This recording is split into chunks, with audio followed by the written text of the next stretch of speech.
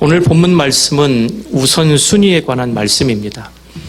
사람들이 참 복잡하고 많은 일을 안고 삽니다. 그럼에도 불구하고 세상에서 성공한 사람들은 백그라운드가 좋거나 돈이 많거나 많이 배운 사람들이 있는 것 같지만 심리학자들의 테스트를 통해 설문조사를 해보니까 세상에서 그래도 나름대로 성공한 사람들을 조사를 해봤더니 우선순위, 무엇이 급한지를 분별하고 판단하여 가장 중요한 부분을 먼저 액션을 취하는 자들이 세상에서 성공했더라, 이런 결과가 있습니다. 인생에서 성공하는 길 중에 중요한 것은 우선순위의 문제를 깨닫는 것입니다. 세상에서 교회를 찾는 이유 중에 하나는 삶의 문제를 벗어나 평안을 얻으려고 하는 마음이 우리들 안에 자리 잡고 있다고 합니다. 그런데 교회라고 해서 문제가 없을까요? 절대 그렇지 않습니다. 오늘 본문 1절에 보니까 그때에 이렇게 시작을 합니다. 여러분, 그때가 어느 때일까요? 오늘 이 사도행전의 그때를 이해하지 못한 채 여러분의 때에 하나님의 은혜를, 하나님의 축복을 여러분의 삶에 갖다 맞추려고 하니까 우리의 모든 인생의 시계 방향이 꼬여버리게 된 것입니다. 사도행전은 말 그대로 성령 행전입니다. 성령님이 이 땅에 강림하신 이후에 성령님께서 세우신 교회를 통해 하나님의 뜻을 이 땅에 세우신 책이 사도행전입니다. 그래서 우리들이 안식일 교인들과 같이 이단들과 같지 않고 율법을 지키지 않는 게 아니라 왜 율법의 주인 되시는 주님께서 부활하신 안식 후 첫날 이 주일을 예배로 드리느냐, 바로 사도행전 2장의 오순절날 마가의 다락방에 성령님이 강림하신 그날이 바로 오늘 주일이기 때문에 그렇습니다.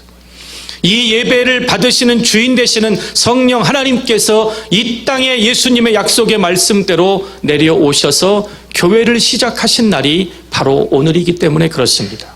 오늘 사도행전 2장에 보면 마가의 다락방에 성령 하나님의 강림, 임재가 있었습니다. 하늘문이 열리고 급하고 강한 바람 같은 불 같은 역사가 주님의 약속을 믿고 전심으로 마가의 다락방에서 기도하고 있는 120명의 제자들 머리 위에 그 성령님이 강림하셔 그들의 심령을 불로 휘감으셨습니다. 그리고 나서 보니까 사람마다 두려워하는데 사도들로 말미암아 기사와 표적이 많이 나고 말씀 한마디에 부활의 주님의 능력의 이름으로 귀신들이 떠나가고 병자들이 일어나고 죽은 자가 살아나는 기적이 일어났습니다. 3장에 보면 베드로와 요한이 성전에 기도하러 갈 때 나면서부터 안진뱅이 된 자가 한 푼만 달라고 구걸하는데 내가 원하는 금과는 나에게 없지만 내게 있는 것으로 내게 주노니 곧 나사렛 예수의 이름으로 일어나 걸으라고 그 안진뱅이를 일으켜 그가 뛰며 하나님을 찬양하는 사건이 3장, 2장, 3장 기록되어 있고 4장에는 사도들이 백성에게 부활의 주님의 복음을 전할 때 믿는 자도 많지만 소동하니 공회 앞에 이들을 끌어다가 협박을 해도 전혀 주눅들지 않고 하나님의 복음을 전하여 이때는 한 번 하나님의 말씀을 전하니까 믿는 자가 남자만 5,000명이 되었더라. 이런 일들이 지나간 그때를 말하고 있는 것입니다. 그때에 제자가 더 많아졌다라고 성경은 말합니다. 오늘 이 성경의 가장 큰 핵심이 바로 이 단어입니다. 교회 안에는 저 BTS를 좋아해서 미쳐 날뛰는 아미 팬들처럼 예수님의 팬들로 가득 차 오늘날 성도가 아닌 교인의 삶을 살아가는 영혼들이 얼마나 많은지 모릅니다. 내 기쁨을 채우고 나를 만족시키고 내가 원하는 우상 아이돌을 만들어 놓고 미쳐 흥분하여 날뛰는 팬이 아니라 오늘 성경에는 제자들이라고 말합니다. 제자가 뭘까요? 제자하면 떠오르는 게 있어야 됩니다. 스승입니다. 여기에 믿는 자, 무리라고 말하지 않고 왜 정확히 그때의 제자가 더 많아졌다고 했을까요? 성령님이 우리의 심령을 휘감으면 팬에서 내 필요를 채우려고 내가 필요한 걸 얻으려고 찾아나갔던 주님이 아니라 그 스승님이 살았던 영광의 길, 십자가의 길, 소외되고 낮고 가난하고 배고프고 힘들고 어렵고 죽어가는 병자들에게 하나님의 나라의 비밀과 그 영광으로 그들을 치유하고 먹이고 입히고 고치는 주님의 길을 따라갔기 때문에 이 6장에 등장하는 성도들은 주님의 제자들이라고 표현한 것입니다. 저는 여러분이 예수님을 따르는 팬들이 되지 않기를 바랍니다. 저는 여러분이 주님을 진정으로 믿고 의지하고 따라가는 제자들이 되시기를 주의 이름으로 간절히 축원드립니다. 교회라고 해서 문제가 없다면 얼마나 좋겠습니까? 절대 그렇지 않습니다. 어떤 성도님이 저한테 그러시더라고요. 한 5년 전에 세상 문제 너무 시끄럽고 머리 아프고 오해당하고 왕따당하고 외롭고 교회에 오면 평안이 있고 구원이 있다 그래서 찾아왔더니 목사님 교회 문제가 더 머리가 아프네요. 이렇게 얘기를 하시더라고요. 예, 이렇게 불평하며 푸념하는 경우도 있습니다. 오늘 본문의 4절 바로 교회는 성도는 제자는 우리에게 맡겨주신 하나님의 본질이 무엇인지를 찾아야만 이 땅에 필요한 사람들이 모인 집단이 아닌 바로 교회가 되는 것입니다. 오늘 세상 사람들이 우리 특별히 한국에는요, 이 기독교하고 이렇게 주로 비교가 됐던 제일 오래된 종교가 뭔가 했더니 우리 토속 종교들 그리고 불교, 천도교, 유교 이런 종교가 있습니다. 여러분 아는 것처럼 불교는 내가 자비를 많이 베풀고 도를 닦고 선을 행하면 이게 뭐라 그러죠? 득도를 하게 되면 내가 부처가 된다. 그러니까 주로 명상하고 잡념과 욕심을 떨쳐버리고 허리가 부러지도록 절을 하고 자비를 베풀어야 부처가 된다고 얼마나 고요하고 절간에 가면 그냥 없던 그냥 뭐랄까요? 그냥 욕심 이런 것들도 그냥 다 없어지는 것 같은 이야기들을 들은 적이 있습니다. 천도교도 마찬가지입니다. 또 우리 토속 종교는요.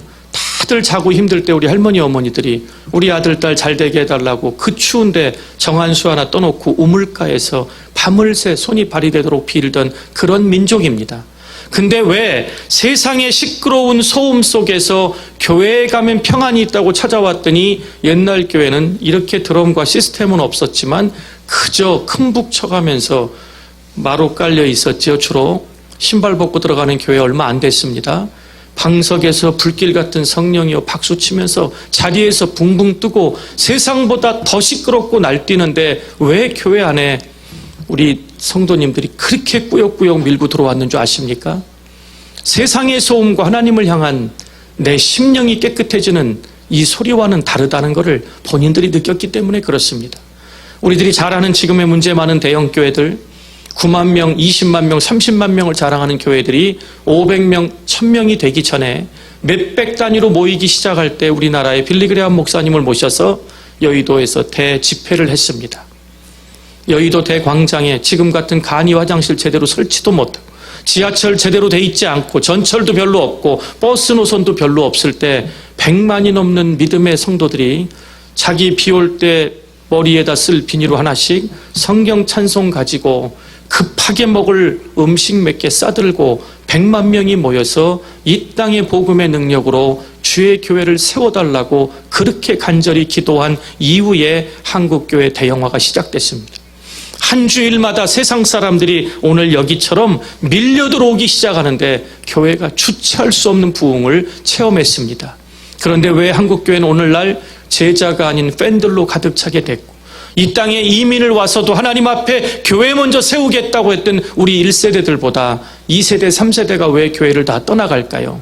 바로 우리 1세대가 저들에게 제자가 아닌 팬의 모습을 보여줬기 때문이라고 저는 하나님 앞에 늘 미안하고 죄송합니다.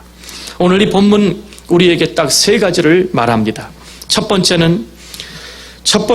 영적인 교훈은 분쟁과 다툼은 좋은 일, 하나님의 일을 할 때도 생길 수 있다는 것을 우리 먼저 스스로 인정해야 합니다. 목사님, 저는 사심 다 내려놓고 교회의 부흥을 위해 영혼을 살리려고 순종하고 이 일을 봉사하는데 저 사람들은 왜 그래요? 앞으로 이런 말 하지 않으시기 바랍니다. 오늘 사도행전에 이 교회를 봤더니 헬라파 유대인들이 자기의 과부들의 이 얘기를 합니다. 자, 한번 이 전장에 보니까 남자만 5,000명이 믿었더라. 그리고 베드로와 요한이 안진뱅이를 일으키는 모습을 보고 온 예루살렘이 소동했으니까 적어도 아무리 작게 잡아도 2만 명이 넘는 교인들이 모였습니다. 근데 어떤 교인들이었어요? 가난하고 힘들어서 먹을 게 생기면 이번 6월절 지나면 우리 사랑하는 자녀들하고 빵을 나눠 먹어야지 하고 움켜쥐던 성도들이 이거 내가 추울 때 옷 한 벌 더 껴입어야지 하는 성도들이 은혜 받고 나니까 교회 예배드리러 나올 때마다 사도들의 발 앞에 나 이 옷 하나면 되니까 헐벗고 굶주려 옷이 필요한 영혼들에게 나눠주십시오. 저 이 정도면은 충분하진 않지만 우리보다도 배고픈 형제자매를 찾아 사도들에게 목사님 이 음식을 좀 나눠주세요. 그러면 제자들로 봤을 때 50%만 잡아도 옷이 10,000벌이고 20,000명만 잡으면 빵 한 조각씩 갖고 왔어도 10,000조각이 넘는데 오늘 여기 본문에 보니까 우리가 고정관념이 있었더라고요. 여기서 말하는 헬라파 과부가 누구죠? 유대 땅에는 극심하게 착취를 당했습니다. 여러분 아시는 것처럼 로마 정부 시저에게 바치는 세금이 기가 막히게 높았습니다. 근데 더 나쁜 인간들은 종교 지도자들이 성전세, 종교세라는 명목으로 하나님 앞에 제사를 드려야 너네 복 받는다고 착취하고 돈을 뺏었어요.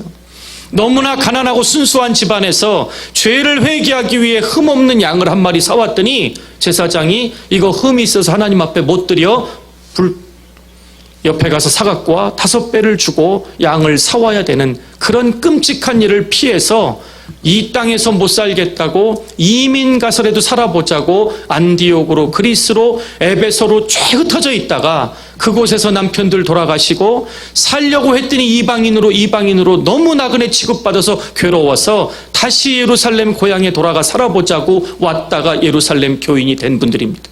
그런 사람들한테 뭘 갖고 차별을 했지요? 여기 성경에 보니까 매일의 구제다. 저는 이 말에서 힌트를 얻었어요. 수만 명이 모이는 교회에 누구도 내 물건을 내 거라고 자랑하지 않고 나 필요한 거 말고는 하나님의 공동체 앞에 헌금으로 내놓고 영혼들을 살려달라고 하나님의 은혜를 나눠달라고 하니까 주일날 예배 끝나고만 나눠줘서는 감당이 안 되니까 사도들이 월요일부터 토요일까지 매일 찾아오는 성도들, 기도받으러 오는 성도들, 교회 앞을 지나가는 사람들에게도 힘든 사람들에게 나눠주고 있었는데 헬라파 과부들은 주일날 예배만 끝나면 나눠줬다는 얘기예요. 근데 이거는 소외당하고 못 받은 과부들 자신들이 컴플레인해야 되는데 헬라파 유대인들이 평상시에는 자기들도 먹고 살기 힘들어서 자기들의 과부들이 힘든 걸 돌아보지 못한 자들이 교회에 와서 차별 대우 받으니까 입을 열어 불평하고 원망하기 시작한 게 오늘 본문의 백그라운드입니다. 성령이 불과 같이 떨어졌습니다. 예배 때마다 병자들, 귀신들이 쫓아나갔습니다. 안진뱅이로 왔다 일어나 하나님을 찬양하고 소경이 왔다 눈을 뜨고 나를 보라고 하나님을 찬양하는 그런 능력의 교회에서 옷 한 벌 빵 하나 못 받았다고 수군거리고 억울하다 이렇게 차별 대우받아서 고향 땅에 돌아왔는데 우리를 이럴 수 있느냐. 히브리파 과부들은 그래도 하나님의 성전이 있는 예루살렘을 떠났다가 온 것들한테 똑같이 줄 수 없다고. 이런 분쟁이 이 예루살렘 교회의 가장 큰 첫 번째 위기로 왔는데 오늘 본문에 보니까 12사도가 이 말이 나옵니다. 이때는 예수님의 12명의 제자가 베드로 담임 목사님과 함께 예루살렘 교회를 함께 이끌고 가고 있었습니다. 한번 상상해 보시기 바랍니다. 찬양대 노래 잘하던 요한 사도가 붙들고 있고요. 에녹의 안드레 사도가 붙들고 있고요. 목장에 하나씩 대표가 예수님의 12제자입니다. 이 교회가 얼마나 기쁘고 능력이 많았을까요? 그런데 이 문제가 터졌을 때 12명의 사도가 성령으로 하나 되어 문제점을 발견했더니 우리들이 해야 할 본질은 구제하고 나눠주고 하나님의 은혜를 베푸는 것보다 말씀 붙들고 기도하여 저 심령 속에 주님의 부활의 능력을 더 강하게 전하는 거다. 이 말을 하고 모든 제자들을 교회로 불렀더니 여기 성경에 보니까 예루살렘 교회에 등록한 모든 교회 제자들이 몰려왔습니다. 사도들이 입을 엽니다. 베드로가 얘기했겠죠. 이런 불평과 원망으로 교회의 분쟁이 일어났다. 이유도 타당하고 잘못한 거고 맞는 얘기다. 서로가 이유가 타당하다. 근데 중요한 것은 이것이 본질이 아니니 너희들 중에 성령이 충만하고 모든 사람에게 칭찬을 받는 경건하고 깨끗하고 진실되고 말씀에 통달한 종 7을 선택하라. 그랬더니 저도 성경을 읽는데 이름이 헷갈릴 정도니까 두 사람 스데반하고 빌립 빼놓고는 다 헬라파 사람들이고 마지막에는 안디옥에서 유대교회에 입문했던 이방인까지도 교회의 지도자가 뽑혔더라는 것입니다. 그리고 교회의 모든 구제와 살림은 이 7명의 안수 집사님들이 담당하고 우리는 하나님 말씀 붙들고 기도하는 일에 전적인 힘을 쏟으리라 했더니 이 교회가 왜 되는 교회냐면요. 그러면 또 우리 구제하는 거 사도님들한테 축복기도 받고 받는 게 더 좋은데요. 저 사람들 뽑았지만 우리가 평등하게 받을 수 있을까요? 별의별 생각이 다 있었지만 모든 제자가 사도들의 말을 옳게 여겼더라. 교회는 이래야 됩니다. 진리가 선포되고 내 생각, 너의 생각, 남의 생각 다 리저너블하고 다 타당한 것 같아도 하나님의 진리의 본질을 위해 바른 방향으로 가자고 할 땐 여러분 모두가 그 진리의 말씀을 옳게 여길 줄 알 때 그걸 비로소 성령이 붙들고 이끄는 교회라고 말하는 것입니다. 대부분 성도들은 성령님이 함께 하시는 교회에는 문제가 없을 거라는 오해를 합니다. 그러나 그렇지 않습니다. 좋은 일에도 오해는 생기고 성령님이 이끄시는 아름다운 공동체에도 사람의 생각은 반드시 문제를 일으킬 수 있습니다. 아무리 좋은 목적으로 모여 좋은 일을 한다 할지라도 문제가 생길 수 있다는 것을 감안하면 어떻게 하면 풀을까요? 먼저 내 안에 부활의 능력을 확실히 체험하여 신앙이 부족하고 믿음이 연약하고 체험이 부족해서 진리의 본질보다 내 감정과 생각을 내 사람들에게 진리 문제가 아닌 것을 양보하며 그들을 이끌 수 있는 성숙한 그리스도인들이 되어야, 그래서 장로님, 권사님들의 사명이 중요하다고 교회는 말하는 것입니다. 오늘 어느 누구도 우리는 하나님의 일을 하기 때문에 모든 문제로부터 자유할 거야 이렇게 함부로 이야기하지 않으시기를 바랍니다. 언제든지 문제는 생길 수 있고 이 문제의 본질을 해결하지 못하면 교회는 어려움을 겪는데, 여러분 아이러니하게도 예루살렘 교회에 수만 명이 모였었는데요. 이민 가서 살아보겠다고 돌아온 헬라파 유대인 교인하고 끝까지 예루살렘을 지키고 있던 히브리파 교인하고 숫자가 요세비우스니까 50대 50으로 보고 있습니다. 한쪽이 90이면 한쪽이 상처를 받고 소수를 희생시킨다는 말을 할 텐데 교회가 두 동강 나게 생긴 그 문제 앞에 사도들 12명은 이 본질의 문제가 아님을 알고 이 문제를 성경적으로 하나님 뜻대로 처리하기 시작을 했습니다. 오늘 본문 1절처럼 우리는 어떻게 보면 헬라파 사람들입니다. 하나님이 유대인들에게 먼저 은혜를 주셨죠. 우리가 소외된 것 같고 뒤늦게 예수님을 만난 것 같지만 창립 멤버든 뒤늦게 조인했든 예수님의 이름으로 복음의 능력으로 구원받은 자는 먼저 되고 나중 되고 하나님의 은혜 가운데 우리 모두는 이 교회를 이끌어 가시는 머리 대신 주님의 한 분야씩 꼭 필요한 지체들이 바로 여러분 자신이라는 것을 잊지 않게 되시기를 바랍니다. 여러분, 분쟁으로 이어질 뻔했던 이 예루살렘 교회가 이 일로 인해서 세워지고 곧바로 어떤 사건이 나냐면 스데반 안수 집사님이 이 완악한 유대인들 앞에 복음의 부활의 능력을 전하는데 아브라함 이야기부터 이 창세기부터의 이야기를 꺼내서 설교를 하게 됩니다. 그리고 스데반 집사님이 돌에 맞아 순교를 당하고 이때부터 핍박이 심해지면서 복음이 점점점 온 유럽과 세계로 뻗어나가기 시작합니다. 이 위기를 넘었을 때 진정한 하나님의 은혜를 전파하는 교회의 능력은 바로 이 본질을 붙잡는 데서 시작됐다는 것입니다. 여러분, 동물들을 키우실 때 보면 사랑하고 이뻐하는 동물들에게 막 물리고 핥히고 그런 분들이 있어요. 동물들을 다룰 때 보면 잡아야 되는 부위가 있습니다. 토끼를 키우시는 분이 토끼를 잡을 때는요, 이 귀를 잡아야 됩니다. 토끼 꼬리 잡으면 물려요. 닭을 잡으실 때는 두 날개를 확 잡으면 꼼짝을 못합니다. 목을 잡으려고 다리 잡으려고 그러다가 쪼이고 막 핥히고 그러는 것입니다. 이쁜 고양이요, 예쁘다고 꼬리 한번 잡아당겨 보세요. 발톱으로 다 핥혀버립니다. 고양이는 목덜미를 잡아야 순순히 말을 듣습니다. 그러면 이 사람 내 말을 좀 들었으면 좋겠는데 사람은 어디를 잡아야 될까요? 목사님 그걸 모르세요? 아구에 힘을 주고 멱살을 꽉 잡으면 되지요. 멱살을 잡고 돈 문제로 협박하고 끌고 간다 해도 어쩔 수 없는 상황에서는 숙이는 것 같지만 사람은 예수 그리스도의 마음을 전하는 마음을 잡아야만 우리와 함께 갈 수 있습니다. 예수님은 그들의 마음을 억지로 기적으로 채워넣지 않으셨습니다. 하나님의 나라의 복음, 하나님의 영광의 나라는 이런 자들의 것이라고 가장 낮은 곳에 섬김으로 주님은 우리에게 이런 곳이 하나님의 나라라고 보여주셨습니다. 오늘 사람은 육체적으로 구속하거나 물질 문제로 협박한다고 끌려 나오는 존재가 아닙니다. 교회 안에서 영혼을 대할 때 하나님의 마음으로 저 영혼을 위해서 하나님이 하나뿐인 예수님을 십자가에 내어 죽이셨는데 내 말을 좀 안 듣고 내 뜻을 모르고 나를 좀 몰라주고 자기만 알아달라고 한다고 내가 정죄하고 비판하고 판단하는 한 우리도 이 헬라파 히브리파 사람으로 나누어 싸우는 철없는 교인들, 성령이 인도하시는 하나님의 뜻과 상관없는 나의 하나님, 나의 교회를 내가 세워간다는 사실을 잊지 않게 되시기를 바랍니다. 나하고 다르고 맞지 않아도 주님의 심정으로 다가가고 우리를 위해 십자가에서 나 같은 죄인 구원해 주신 그 보혈의 피를 흘려주신 예수님의 사랑으로 나갈 때, 그래서 다른 사람의 마음을 온전히 얻는 것은 인간의 능력으로 부족하니 주님의 사랑으로 다가가 그 마음이 서로에게 전파될 때 이 교회는 오늘 우리 찬양대가 부른 그 가사 하나하나가 우리의 진정한 기도의 응답이 되시기를 주의 이름으로 축원드립니다.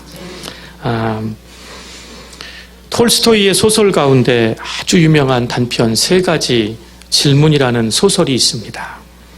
이 소설이라고 써놨는데 성경을 집대성 해놓은 것 같아서 제가 좀 뽑아왔습니다. 여기 보니까 한 왕이 인생에 대해 질문하고 그 답을 찾는 내용을 썼는데요. 인생에서 가장 중요한 때는 언제인가? 첫 번째 질문. 인생에서 가장 중요한 사람은 누구인가? 두 번째 질문. 인생에서 가장 중요한 일은 무엇인가? 이게 세 번째 질문이에요. 근데 답이 뭔지 아세요? 소설을 통해 저자는 이렇게 대답합니다. 인생에서 가장 중요한 때는 바로 지금 이 순간입니다. 지금 이 순간. 노래 아시죠? 나 왕년에 목사님 나 예전에 하나님의 은혜 충만할 때는 천당을 왔다 갔다 했어요. 그래서 어쩌라고요? 나 예전에 은혜 충만할 때는 입술만 열으면 막 찬송이 터져 나왔어요. 근데 지금 이 순간에는요. 여러분 신앙생활은 과거가 아니라 지금 이 순간입니다. 지금 임마누엘 하나님이 여러분이 이끌어 가실 때 순종하고 동행하는 그 순종이 없는 사람들은 반드시 교회 안에 문제뿐만 아니라 내 자신의 영혼이 피폐하게 되어 있습니다. 두 번째 질문의 답은 인생에서 가장 중요한 사람은 지금 내 눈앞에 보이는 사람이라는 것입니다. 남편과 아내, 부모와 자녀, 사랑하는 형제자매, 사랑하는 여러분 교회의 동역자들 중에 떠나간 사람, 없을 사람, 올 사람도 중요하지만 지금 내 옆에 나와 함께 기도하고 나와 함께 찬양하고 나와 함께 주님이 맡겨주신 이 교회를 순종함으로 이끌어가는 여러분 눈에 보이는 분들. 여러분 결혼하기 전에는 별도 따다 준다 그러고 결혼하기 전에는 가슴이 뛰고 흥분하고 만나면 좋아했는데요. 지금 이 순간 여러분 옆에 있는 남편과 아내가 가장 소중하고 감사하십니까? 자녀들만 주셨을 때 멀쩡한 건강한 모습으로만 태어나게 해달라고 기도했는데 자녀들이 학교에서고 어디고 탑이 되지 못하고 내 인생의 미래를 책임져 줄 자녀들의 보험이라고 생각하는 부모들이 생각보다 얼마나 많은 줄 아십니까? 자녀들의 태어날 때 손가락 발가락 5개 그리고 오장육부 멀쩡해서 뇌 잘 성장해서 기형아가 아닌 핸디캡이 아닌 온전한 모습으로만 태어나게 해달라고 기도했던 모습은 다 사라진 채 내 필요를 채우는 걸로 교회도 나 같은 죄인 살려주신 주님의 은혜는 저리 가고 내가 외로움을 달래고 내 사업에 도움이 되고 내가 무언가를 할 때 나를 알아주고 칭찬해주는 그걸로 만족하기 위해 교회를 이용하는 하나님의 은혜를 이용하는 사람들이 자기 자신은 성도인 줄 알 슬기로운 5천년주 착각하고 교회에 있는 영혼들이 얼마나 많은 줄 아십니까? 오늘 이 말씀에 여러분은 내가 팬인지 제자인지 그 답만 찾아갖고 가시면 됩니다. 주님 앞에 섰을 때 잘했다 착하고 충성된 줄 너는 나를 따르는 제자였다. 제자의 삶을 살았으니 이 주인의 즐거움에 참여할지어다라는 그 말씀을 듣게 되기를 주의 이름으로 축원드립니다. 그리고 세 번째, 세상 인생에서 가장 중요한 일은 지금 내 앞에 있는 사람에게 가장 좋은 일을 하는 것이래요. 성경에서 말하죠.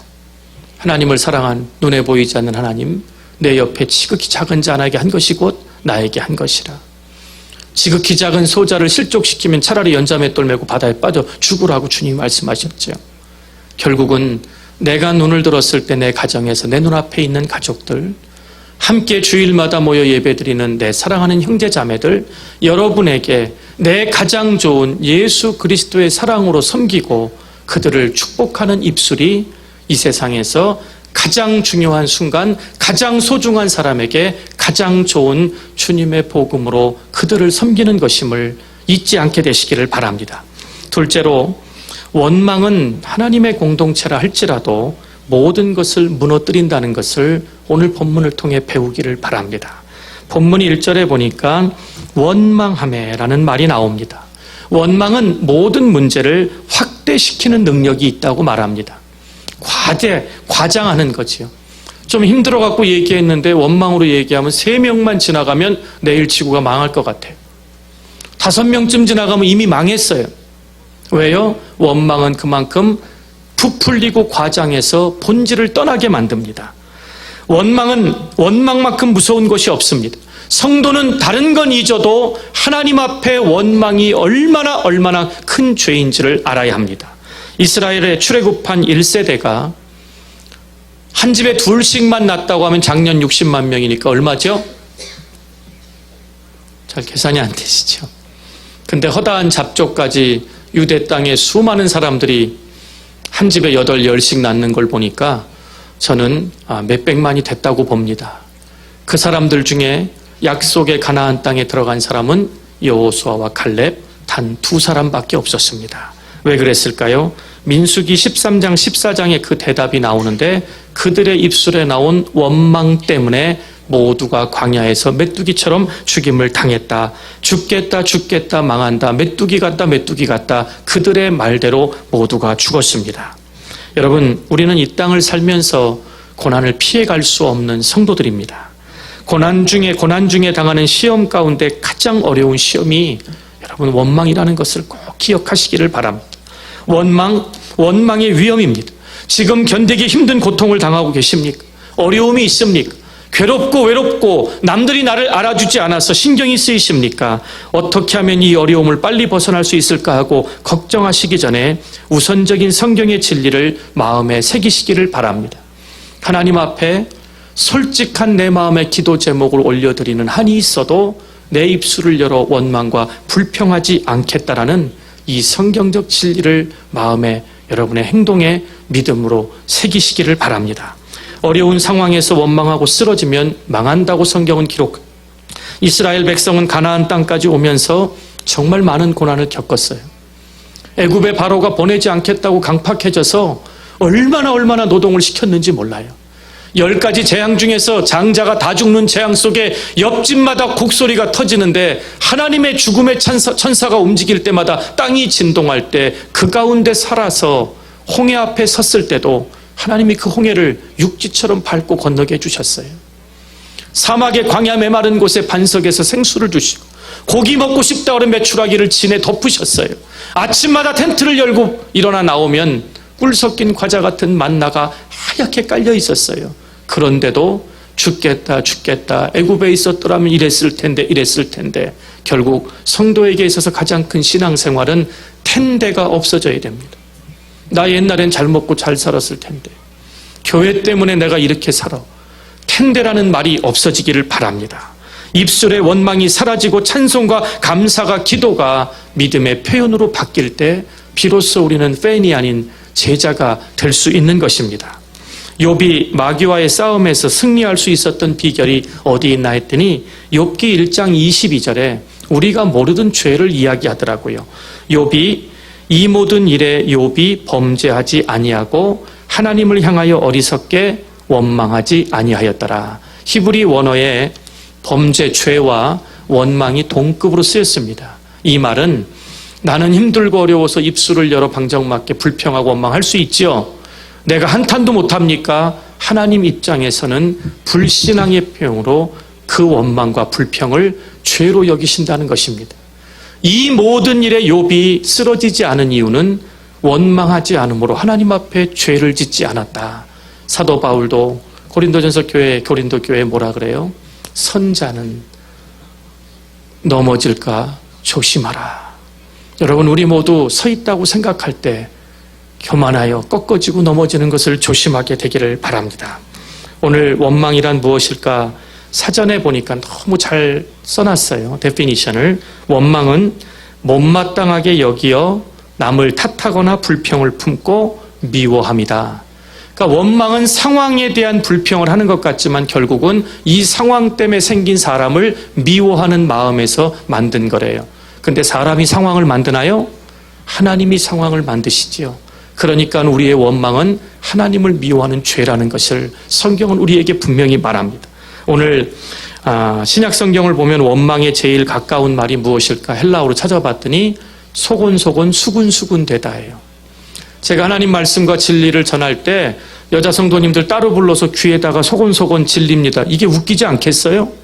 진리는 선포하는 것이고 눈치를 보는 것이 아닙니다. 그러나 남을 욕하고 뭔가를 욕하고 불만을 표할 때는 뒤에서 수군거리게 된다는 것을 기억하시기를 바랍니다. 여러분이 수군거린다고 사람이 바뀌는 것이 아니라 앞에 얼굴에 면전해 보고 주님의 사랑으로 섬기면서 인격이 뒷받침된 상태에서 진정한 진리로 그 영혼을 위해 아름다운 말을 해주고 축복과 격려를 해줄 때, 말씀으로 권면하고 도전할 때 그 영혼이 여러분 가운데 있는 하나님을 만나게 될 줄 믿게 되시기를 바랍니다. 비행기를 자주 타던 한 승객이 있었습니다. 어느 날 비행기를 타자마자 승무원을 불러서 정중한 태도로 부탁을 했습니다. 저는 잠들면 깊이 잠들어서 중간에 깨는 것을 아주 싫어합니다. 게다가 저는 아주 예민해서 남이 잠잘 때 내 몸을 흔들어 깨우는 것을 몹시 불편해합니다. 그런데 비행기에서 잠들면 식사 시간에 승무원들이 내 어깨를 잡고 흔들며 깨워서 손님 식사하셔야지요. 이렇게 여러 번 했었습니다. 내가 혹시 서비스가 필요하면 늦었지만 요청할 테니 내가 잠들어 있다면 저를 좀 깨우지 말고 내버려 두시기를 간곡히 부탁드립니다. 이 승객은 그 전에는 비행기를 탈 때마다 승무원 때문에 잠을 깨서 불쾌했다고 합니다. 비행기만 타면 힘들고 피곤하고 잦은 출장에 지쳐서 잠을 자는데 승무원 입장에서는 그 비싼 비행기 값을 내고 탔으니 세 끼 네 끼 먹어야 되는데 한 끼라도 드시라고 서비스 차원에서 흔들어 깨운 건데 이 사람 개인의 입장에서는 그게 불쾌하고 힘들었던 것입니다. 속으로 원망이 생기고 짜증도 냈지만 생각을 바꿔서 미리 내가 이렇게 정중하게 부탁을 해보자 그랬더니 이렇게 흔들어 깨우는 불편함이 없어졌다는 것입니다. 여기서 제가 이 이야기를 통해 깨달은 게 뭐냐면 하나님 앞에 매달려 기도가 이렇게 구체적으로 하나님 말씀을 붙들고 나의 필요가 이러한데 하나님의 은혜가 필요합니다. 이게 기도인데 원망과 짜증으로 매달려 때를 쓰는 걸 부르짖는 것으로 착각하는 경우가 많더라는 것입니다. 오늘 하나님께 아뢰는 것도 마찬가지입니다. 말씀을 통해 매뉴얼대로 하나님 앞에 나의 구체적인 필요를 하나님의 뜻대로 아뢰일 수 있을 때 그걸 비로소 교회요, 성도라고 말하는 것입니다. 오늘 이 본문의 마지막 세 번째는 성령과 지혜의 특징은 겸손함이라는 것입니다. 이 교회는 사도들만 훌륭한 게 아니라 이 제자들이 이 말을 들었을 때 모두가 옳게 여겨 그대로 따랐다는 것입니다. 자기들이 매일 오고 가다가 받는 구제가 얼마나 기뻤을까요?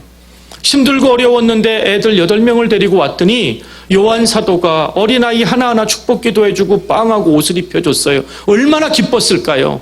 근데 이제는 교회에서 뽑은 안수 집사님들이 이 일을 감당하니까 사도인 예수님께 직접 훈련받은 그 능력의 사도들 앞에 축복 기도 받고 필요한 거를 채워갖고 가던 사람들이 이제는 바뀌었거든요. 그런데도 모두가 사도들의 말을 옳게 여기고 기뻐함으로 순종했더니 오늘 6절에 보니까 사도들이 그들에게 안수하니라.